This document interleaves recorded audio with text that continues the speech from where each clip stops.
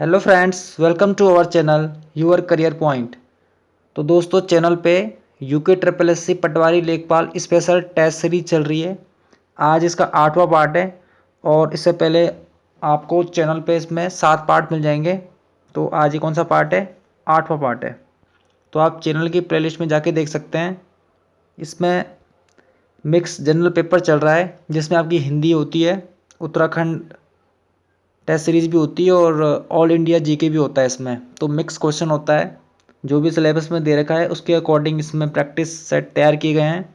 तो चलिए शुरू करते हैं। आज ये 8वां पार्ट है। ये यूके ट्रिपल एस सी के जनरल पेपर के लिए इंपॉर्टेंट रहेगा। सबका सिलेबस सेम है, तो पटवारी लेखपाल ही नहीं, police constable, SI, forest guard और बंदी रक्षक में भी इंपॉर्टेंट है। तो चलिए शुरू करते हैं। पहला क्वेश्चन है, जहाँ पृथ्वी और आकाश मिलते दिखाई पड़े उसे क्या कहेंगे? उसके लिए एक शब्द क्या होगा? तो उसे कहते हैं क्षितिज। तो इसमें बी राइट आंसर हो जाएगा। नेक्स्ट क्वेश्चन, टीका शब्द का विपरीतार्थक शब्द क्या है? तो टीके का विलोम बताना है आपने। टीका का विलोम, तो टीका का विलोम होता है भाष्य। तो इसमें सी राइट आंसर हो जाएगा। इसमें मिक्स पेपर है, हिंदी के भी और उत्तराखंड जी के और ऑल इंडिया जी के भी इसमें। तो यहाँ से क्वेश्चन आपको देखने को मिल सकते हैं एग्जाम में। तो आप थोड़ा ध्यान से पढ़िए इसको, और जो नहीं आता है अपने नोटबुक में जरूर लिखिए। तीसरा क्वेश्चन है, तत्वरंजनी सभा, तत्वबोधनी सभा या तत्ववाथिनी पत्रिका? ये थोड़ा गलत प्रिंट हो गया है। यह है तत्वरंजनी सभा, तत्वबोधनी सभा या तत्वविदिनी पत्रिका। तो इन सबका संबंध है देवेंद्र नाथ टैगोर से। किससे है? देवेंद्र नाथ टैगोर से इनका संबंध है। रिपीट कर रहा हूँ, तत्वरंजनी सभा, तत्वबोधिनी सभा और तत्ववीथिनी पत्रिका, इनका संबंध है रविंद्रनाथ टैगोर से। तो इसमें ए राइट आंसर हो जाएगा। सूची 1 को सूची 2 से मिलाना है। तो चलिए देखते हैं। पहले हम यहीं से मिलाते हैं। तो पहला दे रखा है इन्होंने समुद्रगुप्त। तो समुद्रगुप्त का संबंध किससे है? इसमें हो जाएगा समुद्रगुप्त है पहला वाला, प्रयाग प्रशस्ति। और दूसरा क्या है? चंद्रगुप्त सेकंड यानी विक्रमादित्य। तो इनका संबंध है मेहरौली लौह स्तंभ लेख से, यानी दूसरे का 2। तीसरा है स्कंदगुप्त। स्कंदगुप्त का संबंध है भीतरी स्तंभ लेख से। तो तीसरे का सी का तीसरा हो जाएगा। और चौथा है बुद्धगुप्त। तो बुद्धगुप्त का संबंध है पहाड़पुर ताम्रपत्र से। तो इसका चौथा हो जाएगा। यानी ये पहले से सुमिलित है। पहले का 1, दूसरे का 2, तीसरे का 3 और चौथे का 4। तो मोस्ट इंपॉर्टेंट क्वेश्चन है, यहाँ से क्वेश्चन देखने को मिलते हैं। तो रिपीट कर रहा हूँ, समुद्रगुप्त किससे है? प्रयाग प्रशस्ति। चंद्रगुप्त द्वितीय मेहरौली लौह स्तंभ लेख। स्कंदगुप्त भीतरी स्तंभ लेख।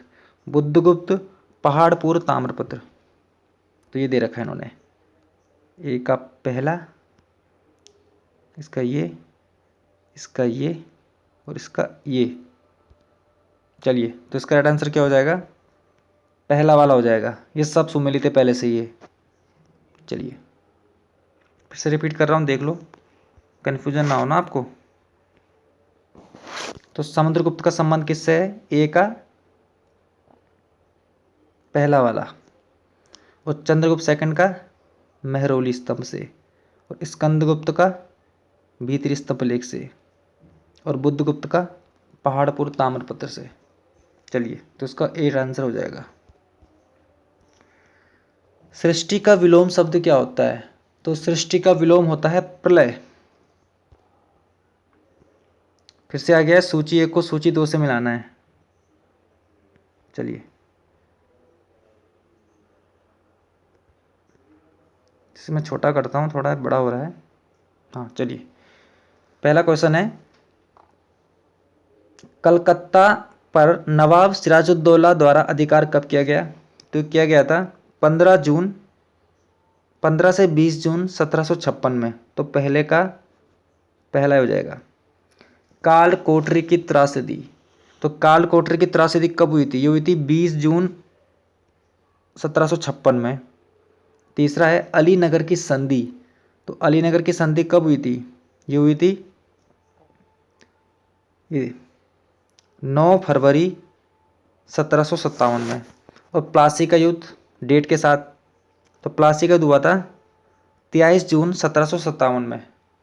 तो मोस्ट इंपॉर्टेंट क्वेश्चन है, कलकत्ता पर नवाब सिराजुद्दौला द्वारा अधिकार 15 से 20 जून 1756।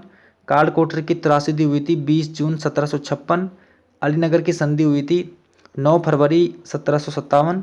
और प्लासी का युद्ध हुआ था 23 जून 1757। तो ये पहले से सुमिलित है, पहले का 1, दूसरे का 2, तीसरे का 3, चौथे का 4। तो ये भी सुमिलित है। तो उसका राइट आंसर क्या हो जाएगा? पहला वाला हो जाएगा। कनाडा स्थित अंधी घाटी क्षेत्र किसके उत्पादन के लिए प्रसिद्ध है? तो कनाडा में है अंधी घाटी, यहाँ पे मिलता है यूरेनियम। तो उसका पहला वाला राइट आंसर हो जाएगा। तो ऐसे क्वेश्चन पूछे जाते हैं, ये खनिज तत्व होते हैं कि किस लिए इंपॉर्टेंट और कहाँ पे है और इनकी लोकेशन पूछी जाती है। तो ये फेमस क्वेश्चन है, रिपीटेड क्वेश्चन होते हैं। कनाडा में है अंधी घाटी, यहाँ पे किसका उत्पादन होता है? यूरेनियम का। किसका होता है? यूरेनियम का होता है अंधी घाटी में। तो पहला वाला राइट आंसर हो जाएगा। अमेरिका का राष्ट्रीय मनोरंजन खेल किसे कहा जाता है? तो अमेरिका का जो राष्ट्रीय खेल है वो है बेसबॉल। और बेसबॉल में कितने खिलाड़ी होते हैं? 9 होते हैं। और ये क्वेश्चन जो कि SSC क्लर्क पेपर में आया था कि बेसबॉल में खिलाड़ियों की संख्या कितनी होती है, तो 9 होती है। और ये अमेरिका का नेशनल गेम है। चलिए, उत्तराखंड पशुधन विकास बोर्ड का गठन कब किया गया है? तो उत्तराखंड पशुधन विकास बोर्ड का गठन किया गया है 27 जून 2001 को। कब किया गया है? 27 जून 2001 को। सिंधु शब्द की व्युत्पत्ति किस भाषा से हुई है? तो सिंधु शब्द की व्युत्पत्ति हुई है संस्कृत भाषा से। किससे हुई है? संस्कृत भाषा से। और ये क्वेश्चन आया था सचिवालय रक्षक पेपर में UKSSC के द्वारा जो कराया गया था कंडक्ट, कि सिंधु शब्द किस भाषा से बना है? संस्कृत भाषा से बना है ये।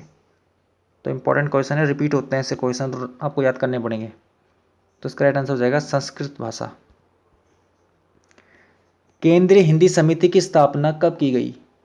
केंद्रीय हिंदी समिति की स्थापना की गई है 1967 में, यानी 1967 में केंद्रीय हिंदी समिति की स्थापना 1967। खुड़बड़ा का युद्ध जो हुआ था 1804 में, के बारे में किस पुस्तक में जानकारी मिलती है? तो इसकी जानकारी मिलती है वैली ऑफ दून पुस्तक में। किस में मिलती है? वैली ऑफ दून पुस्तक में जानकारी मिलती है खुड़बड़ा युद्ध की। और वैली ऑफ दून पुस्तक के लेखक कौन है? यह है AR गिल। कौन है? AR गिल। तो इंपॉर्टेंट क्वेश्चन है, क्वेश्चन यहाँ से भी पूछा जा सकता है कि वैली ऑफ दून किसकी है? तो AR गिल की है। और इसमें किसका वर्णन किया गया है? खुड़बड़ा युद्ध जो 1804 में हुआ था। ठीक है, तो इसमें सी राइट आंसर हो जाएगा। 1939 में अल्मोड़ा से पताका साप्ताहिक पत्र का प्रकाशन किसने किया? तो 1939 में निकलता था अल्मोड़ा से एक पत्रिका है पताका, जो कि साप्ताहिक है। ये निकलता, मतलब इसका प्रकाशन किसने किया था? शोभन सिंह जीना जी ने। किसने किया था? शोभन सिंह जीना ने किया था। तो इसमें पहला वाला राइट आंसर हो जाएगा। उत्तराखंड में मध्य हिमालय के वन कितनी ऊंचाई पर पाए जाते हैं? तो उत्तराखंड में मध्य हिमालय के वन पाए जाते हैं 2000 से 2500 मीटर की ऊंचाई पर। कितने में पाए जाते हैं मध्य हिमालय के वन? 2000 से 2500 मीटर की ऊंचाई पर। जो जैसे गढ़वाल रेंज कहोगे, चक्राता, टोंस, उत्तरकाशी, केदारनाथ, बद्रीनाथ और कुमाऊं साइड बागेश्वर में, यहाँ पे मध्य हिमालय के वन देखने को मिलते हैं, जिनकी ऊंचाई होती है 2000 से 2500 मीटर तक। और यहाँ पे जैसे कि बांज और रिंगाल, देवदार जैसे वृक्ष पाए जाते हैं। चलिए, उत्तराखंड में कितनी आदिम जनजाति घोषित है? तो उत्तराखंड में जो आदिम जनजाति घोषित है उनकी संख्या है 2। और वो कौन सी जाति है? एक है राजी, दूसरी है बोक्सा। राजी और बोक्सा। आदिम जनजाति, और राजी जनजाति को आदिम जनजाति का दर्जा दिया गया था 1975 में। कब दिया गया था? 1975 में। और दूसरी कौन सी है इसमें से? बॉक्सा। बॉक्सा को मिला था 1981 में, किसका दर्जा? आदिम जनजाति। तो रिपीट कर रहा हूँ, उत्तराखंड में कितनी आदिम जनजातियाँ घोषित है? 2। एक है राजी, दूसरी है बॉक्सा। राजी को किया गया 1975 में और बॉक्सा को किया गया 1981 में। राख का टीला निम्नलिखित किस नवपाषाणिक स्थल से संबंधित है? तो राख का टीला है इनमें से संगनकल्लू। किससे संबंधित है? संगनकल्लू से संबंधित है, जो कि कर्नाटक के मैसूर में है। इसकी लोकेशन कहाँ पे है? कर्नाटक में। कर्नाटक में कहाँ पे? मैसूर में। चलिए, इसमें बी राइट आंसर हो जाएगा। यहीं पर है राख का टीला, नवपाषाणिक स्थल ये। अगला क्वेश्चन है, भाई हिमालय को डैश डैश के रूप में जाना जाता है? तो भाई हिमालय या शिवालिक हिमालय, तो एक ही है, तो इसमें सी राइट आंसर हो जाएगा। भाई हिमालय क्या कहते हैं? शिवालिक हिमालय कहते हैं। मेथान, बाल पहाड़ी, तलैया बांध किस नदी पर बने हैं? तो इन सब की लोकेशन है बराकर नदी पर। किस में ये बने हुए? बराकर नदी पर। ये मोस्ट इंपॉर्टेंट क्वेश्चन है, इसे बहुत पूछते हैं एग्जाम में। मेथान हो गया, बाल पहाड़ी और तलैया बांध किस नदी पर है? बराकर नदी पर है ये। राष्ट्रीय पर्यावरण शोध संस्थान यानी नीरी कहाँ स्थित है? तो इसकी लोकेशन कहाँ पे है? नागपुर में है, और इसे भी बहुत पूछते हैं, नागपुर में है ये। निम्नलिखित में से कौन सा दर्रा सिक्किम राज्य में स्थित है? तो सिक्किम राज्य में हो जाएगा इनमें से नाथुला और जेलपला दर्रा। इन दोनों की लोकेशन कहाँ पे है? सिक्किम में। और इनको ऐसे याद करना है, नाथुसिक जेलसिक। आपको 2-3 बार बोलना है, नाथुसिक जेलसिक, नाथुसिक जेलसिक, नाथुसिक जेलसिक, नाथुसिक जेलसिक। तो नाथुला दर्रा और जेलपला दर्रा कहाँ है? सिक्किम में है। और बाकी माना दर्रा नीति आपको पता है उत्तराखंड में है, और सिपकिला दर्रा कहाँ पे है? हिमाचल में है। चलिए, और ये दोनों भी जम्मू में है। वीरेन डंगवाल को 2004 में साहित्य अकादमी पुरस्कार मिला, कौन सी रचना के लिए नहीं मिला था? वीरेन डंगवाल को तो मिला था दुष्चक्र में सृष्टा। कौन सी पुस्तक है? दुष्चक्र में सृष्टा।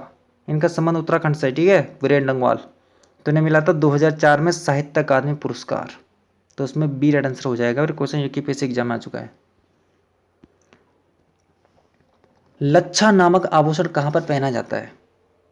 तो लच्छा आभूषण कहाँ पे पहनते हैं? पैर में। चलिए,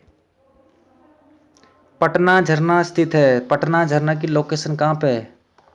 ये बिहार में नहीं है भाई, पटना झरना है उत्तराखंड में। और उत्तराखंड में कहाँ है? ऋषिकेश में है ये, ऋषिकेश। चलिए, चेंचू जनजाति किस प्रदेश की निवासी है? तो चेंचू जनजाति रहती है आंध्र प्रदेश में। कहाँ रहती है ये? आंध्र प्रदेश में। उज्ज्वल में कौन सा उपसर्ग लगा है? तो उज्ज्वल में लगा है उत उपसर्ग। और ये भी पूछते हैं कि उज्ज्वल की शुद्ध वर्तनी कैसे होती है, तो ये ऐसा लिखा जाता है, और ये फॉरेस्ट गार्ड पेपर में आ चुका है। तो उज्ज्वल में कौन सा उपसर्ग है? उत उपसर्ग है इसमें। आर्य जनों में पंचजन सर्वाधिक प्रसिद्ध थे, जिनमें शामिल है? तो ये हैं चौथा वाला। तो आर्य जनों में पंचजन सर्वाधिक प्रसिद्ध थे, ये थे पुरु, यदु, तुर्वसु, अनु। तो उसमें चौथा वाला राइट आंसर हो जाएगा। कौन सा वाला हो जाएगा? चौथा वाला, ये। चलिए, सिग्मो महोत्सव का संबंध किस राज्य से है? तो सिग्मो महोत्सव का संबंध है गोवा से। किससे है? गोवा से है। इसमें सी राइट आंसर हो जाएगा। चलिए, और जो सिग्मो महोत्सव है, यही इसी को हम कहते हैं होली, ठीक है। होली का दूसरा नाम है सिग्मो, क्योंकि गोवा में कहते हैं ना इसको सिग्मो। वैसे ये होली त्यौहार होती है सिग्मो। और जैसे उत्तर भारत में होली कहते हैं, असम और बंगाल में डोल यात्रा कहते हैं, और दक्षिण भारत में काम दहन कहते हैं, और महाराष्ट्र में कहते हैं ऐसे सिमगा। तो कई कई नाम है इनके। तो उसको ज़्यादा पूछते हैं सिगमो वाले को, जो सिगमो महोत्सव का संबंध है गोवा से, और ये होली को कहते हैं। इमरती किस अंग का आभूषण है? इमरती, तो इमरती पहना जाता है पैर में। लच्छा भी पैर में पहना जाता है, इमरती भी पैर में पहना जाता है। तो इसमें राइट आंसर हो जाएगा सी वाला। तो ये थे आज के क्वेश्चन। स्पेशल टेस्ट सीरीज चल रही है पटवारी लेखपाल के लिए, तो यहाँ से प्रैक्टिस कीजिए और नोटबुक में लिखिए जो नहीं आता है, और मिलेंगे इसके अगले पार्ट की ओर। Thank you. नेक्स्ट वीडियो के लिए देखते हैं। चलिए, धन्यवाद।